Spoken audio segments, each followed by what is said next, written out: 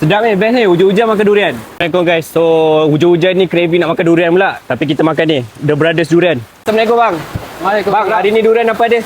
Ada udang merah, musang king, ayo ai kahwin. Bang, bagi saya 4-4 saya nak bang. 4-4 jenis durian. Okey. Boleh bang Okey bang, ni durian apa ni bang? Oh, musang king. Musang King Okey, Ya. baik. Oh, push. Oh, kuning bang Kuning. Bang, ini sekilo berapa bang? Musang King. Kilo ada yang 40, ada yang 35, ada yang 50. Oh, dia harga dia 40 hingga 50 lah. Ya, Sekilo. betul. Tengok Okey, baik. grade buah. Okey, durian kita yang kedua. Bang, ni durian apa bang? Ayo ai daripada Johor. Oh, Ayo Ai Johor Oh, Ayo Ai sedap tak? Ui, kuning. Oh, mantap. Yang ni sekilo berapa pula bang? Kilo 35. 35 Ya. Oh, Ayo Ai 35. Ya. Kuning Bang, kalau isi rosak macam mana bang? Isi rosak ada warranty. Oh, ada warranty dah macam motor bang Betul. Durian pun ada warranty. Mantap. Ini durian kita yang ketiga bang Ya. Durian apa ni bang? Dan merah Johor Udang merah Johor ataupun Ui, golden bun. dapat merah Ya. Oh, okey, mantap. Yang ni sekilo berapa bang? Kilo 35 sama macam ayo ai. Oh, 35 juga. Ya.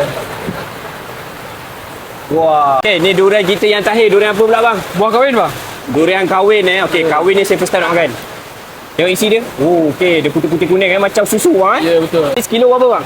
Kilo 25. 25 je? Ya. Oh, baik. Sekilo 25 je. Bang, kalau saya makan tak habis macam mana bang? 3 tapau bang. Oh, tapau. Macam ni tapau. Ya, betul. Bang, yang dalam bakul ni tadi berapa bang? Yang bakul ni 100. Oh, bakul. Oh, bakul kelabu ni 100 bang Ya, campur-campur. Nak tengok Tapi isi tengok dulu isi ke? tu. Betul, tengok. Mesti tengok. Walaupun ada warranty. Ui. Wah. Baik-baik kat isi dia bang Baik. Bang, ni bakul 50 bang Ya, betul bang. Okey, cek isi dulu. Takut. Okey. Oh, okey. Baik-baik kat bang Walaupun 50. Betul. Mantap lah bang.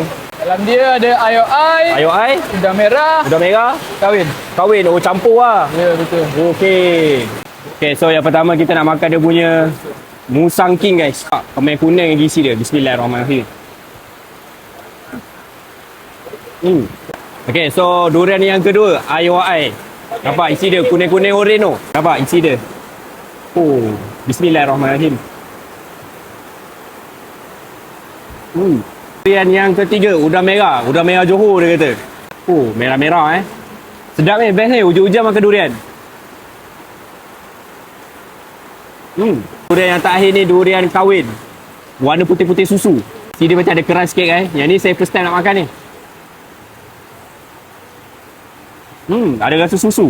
Pas dah makan durian ni, perkena dia punya cendol ni cendol selambak. Harga cendol selambak ni RM14. Nampak berapa ketul durian dia bagi? 1, 2, 3, 4, 5, 6, 7, 8 ulas.